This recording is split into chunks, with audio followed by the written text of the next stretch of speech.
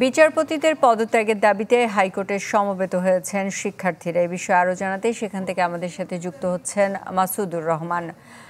মাসুদ, ঠিক শিক্ষার্থীরা কি ধরনের দাবি নিয়ে ওখানে গিয়েছে এবং কত সংখ্যক শিক্ষার্থী আছে জানাবেন। সুস্মিতা, আসলে আজকে যেটি হয়েছে, সকালে যখন প্রধান বিচারপতি একটি তথ্য আন্দোলনকারীরা জানতে পারে যে আজকে ফুলকোর্ট সভা ডেকেছে, যদিও এটি ভার্চুয়াল ফুলকোর্ট সভা ছিল, কিন্তু এরপরে যেটি হয়েছে আমরা দেখেছি যে এরপরে আন্দোলনকারী যারা শিক্ষার্থী সেই আন্দোলনের ঢেউ কিন্তু আজকে সুপ্রিম কোর্ট পর্যন্ত এসছে, যেখানে শিক্ষার্থীরা দাবি করছেন যে প্রধান বিচারপতি সহ আপিল বিভাগের অন্য বিচারপতি যারা রয়েছেন তাদেরকে পদত্যাগের দাবিতে তারা মূলত সুপ্রিম কোর্ট প্রাঙ্গণে জড়ো হয়েছেন। শত শত শিক্ষার্থী এখানে সকাল থেকে এসছেন এবং সমন্বয়কদের কেউ কেউ এখানে উপস্থিত রয়েছেন।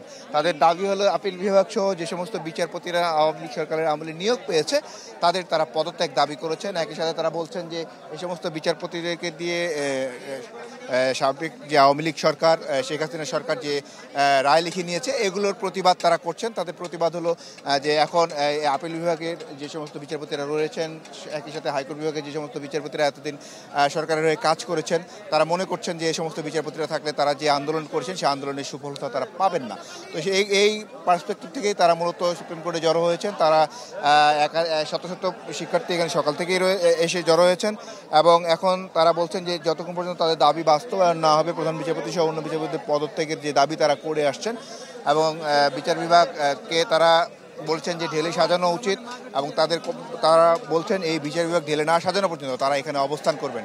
তো সুস্মিতা, আমরা এখন পর্যন্ত যেটি জানতে পারছি সেখানে আইন শৃঙ্খলা রক্ষাকারী বাহিনীর সদস্য আমাদের সেনাবাহিনী রয়েছে, তারা ছাত্রদের বোঝানোর চেষ্টা করেছে যে তারা যেন কোনোভাবেই কোনোরকম ভাঙচুরে না যায় এবং শিক্ষার্থীরা এতে ঐক্যমত্য পোষণ করেছে এবং তারা শান্তিপূর্ণভাবে সুপ্রিম কোর্টের অ্যানেক্স ভবনের সামনে তারা অবস্থান করছে এবং কিছু সময় পর মিছিল তারা করছে। তো আমরা সাধারণ যারা শিক্ষার্থী এখানে আন্দোলন তাদের সাথে কথা বলেছেন, তারা বলছেন যে তারা এখানে অবস্থান করবেন, শান্তিপূর্ণ অবস্থানই করবেন। এই অবস্থান তারা ততক্ষণ পর্যন্ত করে যাবেন যতক্ষণ পর্যন্ত তাদের যে দাবি প্রধান বিচারপতি অন্য বিচারপতিদের পদত্যাগ সেটি না হওয়া পর্যন্ত তারা এটি করেই যাবেন। সুস্মিতা। মাসুদ, আপনাকে ধন্যবাদ। সুপ্রিম কোর্ট প্রাঙ্গণে শিক্ষার্থীরা সমবেত হয়েছেন একাধিক বিচারপতির পদত্যাগের দাবিতে, সে বিষয়ে জানাচ্ছিলেন মাসুদুর রহমান।